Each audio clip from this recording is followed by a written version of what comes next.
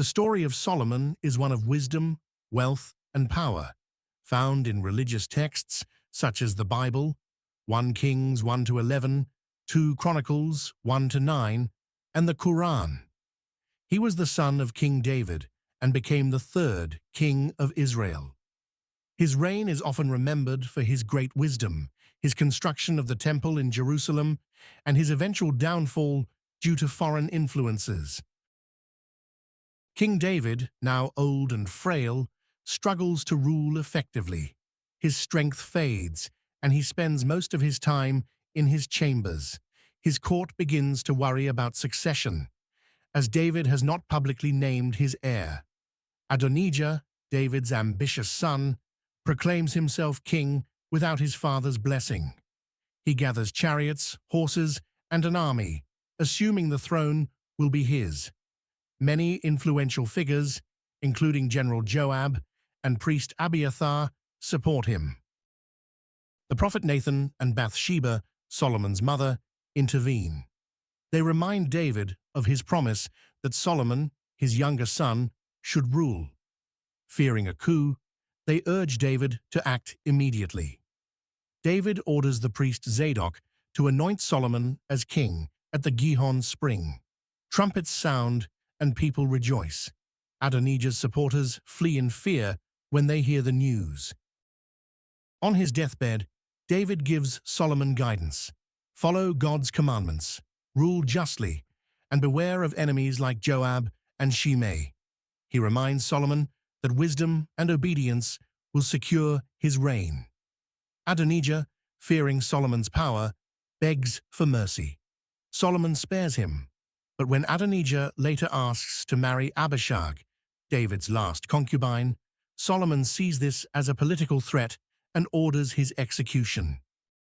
One night, Solomon has a divine dream. God appears and offers him anything he desires. Instead of asking for riches or power, Solomon humbly requests wisdom to govern his people well.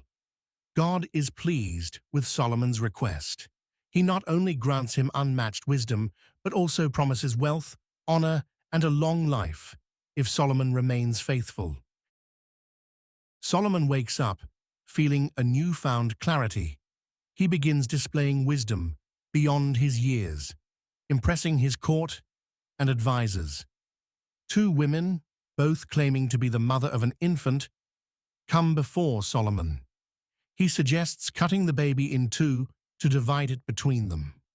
The real mother, horrified, begs to give the child away rather than see it harmed. Solomon declares her the true mother. Word of Solomon's wisdom spreads across Israel and beyond. Leaders from distant lands seek his counsel. His reputation as the wisest man on earth grows. The Queen of Sheba, curious about Solomon's wisdom, travels with a grand caravan. She tests him with difficult questions, all of which he answers. Impressed, she gifts him gold, spices, and precious stones. Solomon establishes trade alliances with Egypt, Tyre, and other nations. Caravans bring gold, silver, and rare goods. Israel prospers like never before. Determined to fulfill his father's vision, Solomon orders the construction of a magnificent temple for God. He enlists skilled craftsmen from Lebanon and gathers the finest materials. After 7 years, the temple is completed. Solomon holds a grand ceremony, dedicating it to God. Thousands of sacrifices are made, and the people celebrate. The ark, symbolizing God's presence, is brought into the temple. As it is placed in the Holy of Holies, a divine cloud fills the temple, signifying God's approval. Solomon also constructs a lavish palace for himself.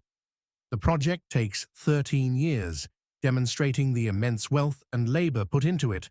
Solomon composes thousands of proverbs and songs filled with wisdom about life, justice, and love. His works, including Proverbs, Ecclesiastes, and Song of Solomon, become legendary. Solomon, eager to secure alliances, marries many foreign princesses. Egyptian, Moabite, Ammonite, and Phoenician women enter his court. His wives bring their native gods, including Baal and Ashtoreth. They build shrines and temples for their idols, persuading Solomon to tolerate their worship. Over time, Solomon himself participates in idol worship. He allows altars to be built on high places, angering God. God appears to Solomon a second time, warning him that his kingdom will suffer because of his disobedience. A prophet tells Jeroboam, one of Solomon's officials, that God will tear away most of the kingdom from Solomon's descendants. Neighboring nations, once subdued, begin rebelling.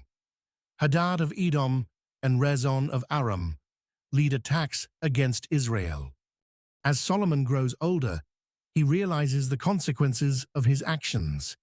He writes Ecclesiastes, reflecting on the vanity of life. After ruling for 40 years, Solomon dies. His once great kingdom now faces internal strife. Solomon's son, Rehoboam, becomes king. However, his harsh rule leads to rebellion. Jeroboam leads 10 tribes in secession, forming the northern kingdom of Israel. Rehoboam retains only Judah and Benjamin in the south. Rehoboam struggles to maintain control. The once unified Israel is permanently divided.